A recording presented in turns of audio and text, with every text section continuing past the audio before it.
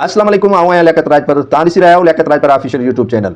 संगत अॼु बबुरलो बाईपास ते जेको धरणो जारी आहे गुज़िरियल 1.5 हफ़्ते खां, उन ख़िलाफ़ पुलिस खे इस्तेमालु कयो पियो वञे या पुलिस पाण इस्तेमालु थिए पई, इहा सॼी कहाणी खुली हींअर साम्हूं आई आहे। पीपुल्स पार्टी खे जेको इन धरणे में पुलिस ज़रिए ताक़त जो इस्तेमालु करण जी कोशिशि थी रही आहे, उनजो काफ़ी नुक़सानु पवण वारो आहे। पाकिस्तान पीपुल्स पार्टी जी क़यादत खे ऐं सूबाई हुकूमत खे इन हरकत खां पासो करणु खपे। जेका हरकत करण जी कोशिशि अॼु काफ़ी जॻहियुनि ते कई वई, ऐं इहा हरकत अगरि पीपुल्स पार्टीअ जे खाते में अची वई त पीपुल्स पार्टी जान छॾाइणु ॾाढो मुश्किल थी वेंदो। पाकिस्तान पीपुल्स पार्टी हूअं बि रहम जोगी पार्टी बणजणु वञे पई या बणिजे पई, ऐं वरी इन बरंदीअ ते तेल छिड़काए वरी बाहि ॿारणु पीपुल्स पार्टीअ लाइ तमामु नातलाफ़ी नुक़सानु तसवुरु कयो वेंदो। पाकिस्तान पीपुल्स पार्टी जी सूबाई गवर्नमेंट ख़ैरपुर जी इंतिज़ामिया, सखर जी इंतिज़ामिया अहिड़ी का बि हरकत न करे जंहिंसां नुक़सानु वरी बि हुकूमत ऐं पीपुल्स पार्टीअ खे पए। कंदरा, सखर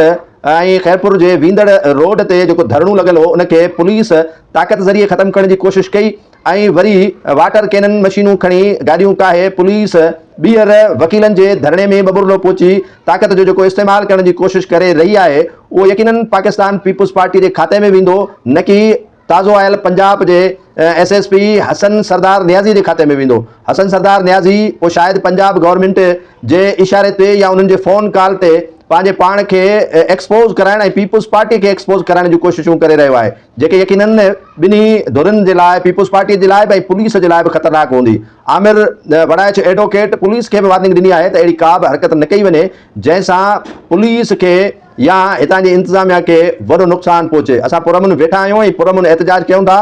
पुरअमन जिदोजहद आहे ऐं उनखे कंहिं सूरत में ताक़त ज़रिए ख़तमु नथो करे सघिजे। वज़ीर आला सिंध बि अपील कई आहे ताक़त जो इस्तेमालु करण खां पुलिस खे पहिरें ॾींहं खां मना कयो आहे। वज़ीर दाख़िला सिंध जेको सखर में मौजूदु आहे, IG सिंध सां गॾु अमन अमान जी सूरत हाल त तव्हांखे बख़ूबी वाक़िफ़ु आहियो त किथे पहुती आहे, पर वरी जेकॾहिं बबुरल जे धरणे में पुलिस ताक़त जो इस्तेमालु करण जी कोशिशि कई त उहो पुलिस खे नुक़सानु न पहुचंदो, बल्कि सियासी तौर ते अगरि नुक़सानु पहुतो त उहो पीपुल्स पार्टी खे पहुचंदो।